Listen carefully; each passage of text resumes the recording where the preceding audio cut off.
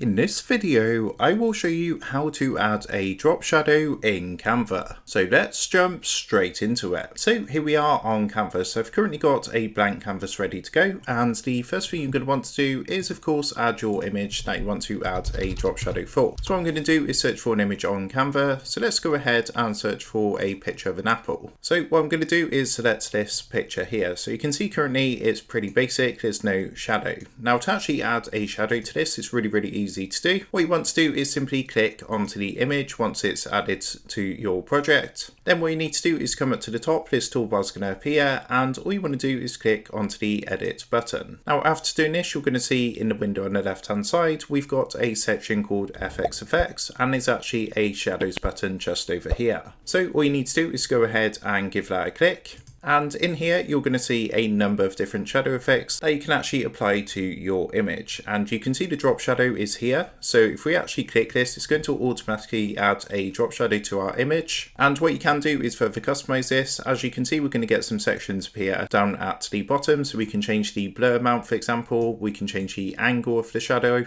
just like so, as well as the distance and the color as well. So if you wanted to make like a red shadow or something like that. So there's a couple of things you can do. Then all you need to do is click anywhere on your project to apply the changes, and just like so, we've added a drop shadow to our image in Canva. So that is how to add a drop shadow in Canva. With that being said, I hope this quick tutorial did help you out today, and if this did help you out, I would really appreciate it if you was to consider dropping down below the video, leaving a like, and also subscribing to the channel. With that being said, I just want to take a minute to thank you guys for watching this quick tutorial, and I will see you in the next video.